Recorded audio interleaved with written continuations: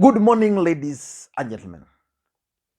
Yesterday was the last day for any public officer who intends to run for any political office in August to resign. And several senior officers, cabinet secretaries, permanent secretaries, directors of various parastatals resigned. And any public officer who was purporting to be contesting in the upcoming election, but did not resign yesterday, will not be contesting in those elections. And there were also those who were actually expected to resign, but did not resign. One such individual is Peter Munya. Peter Munya was actually prevailed upon by President Uhuru Kenyatta not to resign. So in this video, I want us to look at why President Uhuru Kenyatta had to prevail upon Peter Munya not to resign. Before we do that, let me just read for you a very interesting post which was made by a guy called Mohammed Walie. Mohammed is saying, in a lame duck government, even the closest people to power run away. Yatani, Matiang'i, Kibicho, Munya, etc. Staying means hii serikali haiendi anywhere. Mtangoja. So basically, according to Mohammed Walie, this government is not going anywhere.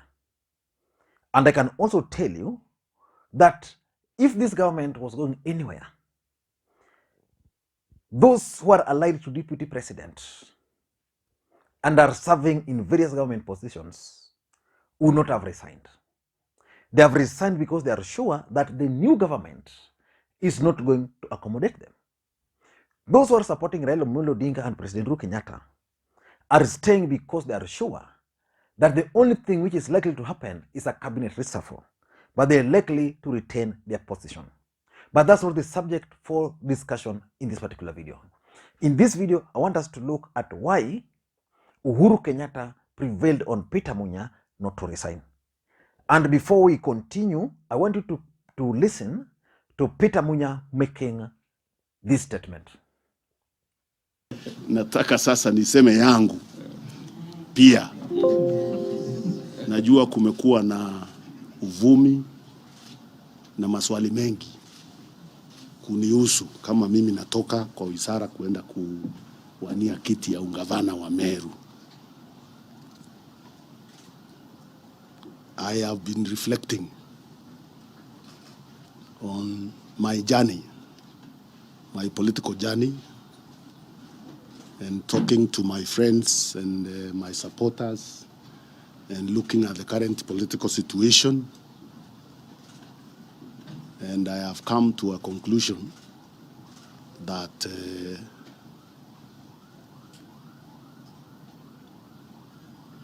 at this point in time, the best strategic decision I can make is not to go and run for Governor of Meru.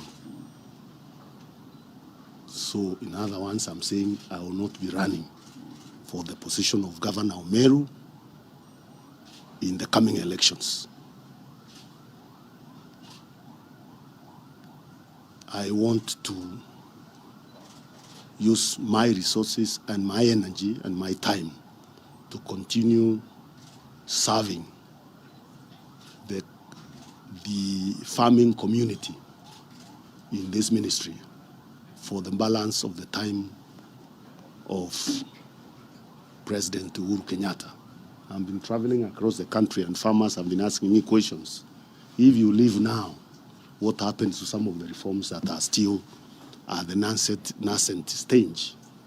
I have been asked those questions in everywhere I've been going, and it's one of the issues that has been I've been agonizing over,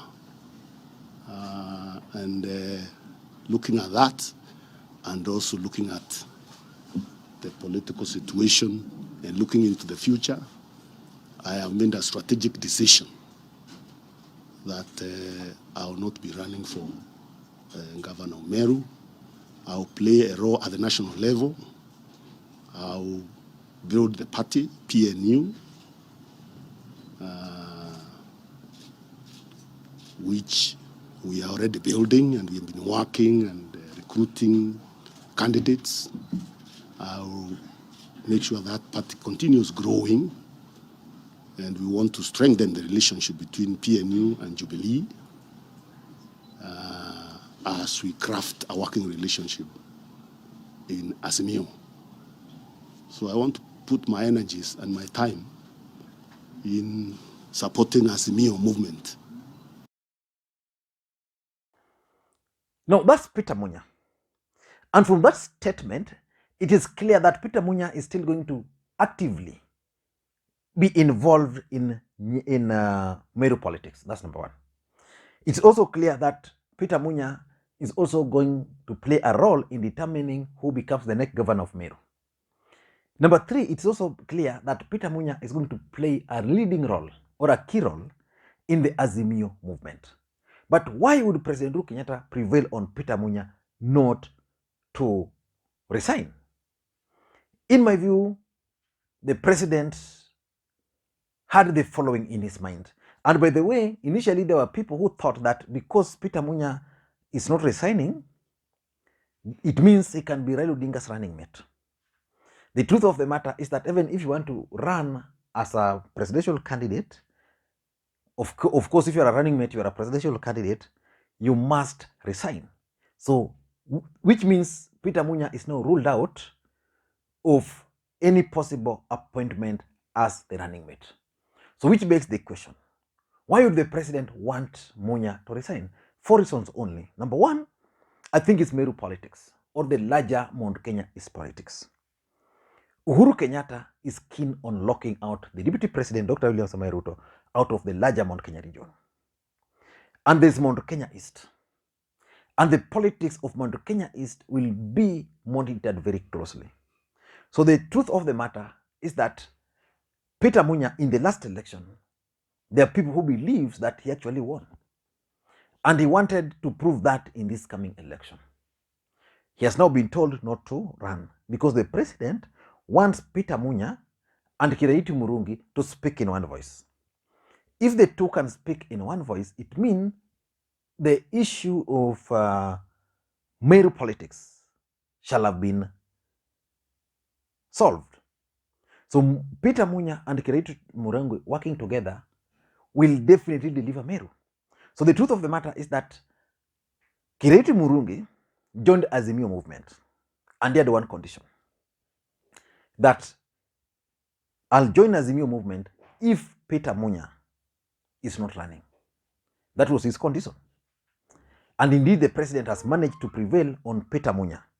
And if you listen to that Peter Munya statement or speech, Peter Munya is also telling Kiraitu that I'm not going to run, but I'll only support you if you're going to stick to Azimio. If you're not going to play monkey business, otherwise we are going to support someone else. So the truth of the matter is that the president is interested in Mount Kenya politics. That is Meru County, Tharaka Nithi County, Embu County. So that's the first thing. Number two, I think if you look at the larger Mount Kenya region, who can take on the deputy president head on? That's the person the president is looking for. And there's no such a person in the larger Mount Kenya region other than Peter Munya. So the president wants to embark on a campaign trail. And as he embarks on this campaign trail, the president would want someone who can take the microphone and actually engage the deputy president head on. The only person is Peter Munya. Because the politics, the tone of the politics has already changed. That's the honest truth. There is Peter Kenneth, who is likely to be Raila Odinga's running mate. But Peter Kenneth is soft. So the president will not want him. Who else can take Ruto head on? Munya has always taken Ruto head on, even in his first term in office. After the 2017 election, Peter Munya was rigged out. And to everybody's surprise, President Uhuru Kenyatta actually went for Peter Munya. Peter Munya believed that William Ruto locked him out. That was his belief. Then President Uhuru Kenyatta went for him and appointed him to the cabinet. William Ruto did not want Peter Munya to be part of the cabinet The president wanted Peter Munya to be the part of the government. And that's why there are two people in this country. There is Rafael Tuju and Peter Munya.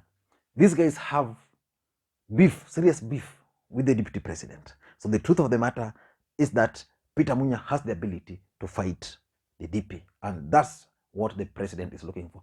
Number three, I think the president or the Azimio team, President Uhuru Kenyatta and Raila Odinga, are crafting a campaign team. And that campaign team is actually designed in a way that we have regions. One of the regions is basically the Mount Kenya East. So if Kiraitu Murungi is going to run the county or to run politics at the county, who will represent Mount Kenya East at the national level? Peter Munya. And that's why President Uhuru Kenyatta is involving him. Number three, in my view, I also tend to think that maybe President Uhuru Kenyatta, being a strategic politician, is strategically trying to leave the Mount Kenya politics in the hands of Peter Munya. The truth of the matter is that Kiunjuri is now out, Moses Kuria is out, Martha Karua maybe, Justin Muturi is out. So the only guy now remaining is Peter Munya. So the president is telling Munya that forget about the governor, come at the national level, we'll move together, then probably you can inherit this seat from me. And lastly, number four is the national campaign. Who is going to be the face of Mount Kenya East in this campaign? Peter Munya. And lastly, I think there are serious businesses which are not yet finished in the Ministry of Agriculture. The larger Mount Kenya region depends on agriculture. The truth of the matter is that Kiunjuri failed President Uhuru Kenyatta, and the president invited Peter Munya to help him address some of the issues. So Peter Munya has initiated several reforms in the sector. Most of those reforms are yet to be completed. And they are 6 months. And because this is President Uhuru Kenyatta's legacy he's talking about here, the president would want Peter Munya to at least leave office after everything is put in order. And that's what Peter Munya is doing. I don't know what you think, but that's my take. Again, for those who are watching this channel for the first time, please take a second or two, click the subscribe button so that next time you produce a video like this, YouTube will automatically notify you. To the subscribers, I want to continue to thank you guys for your continued support. Without the support, this channel cannot be where it is.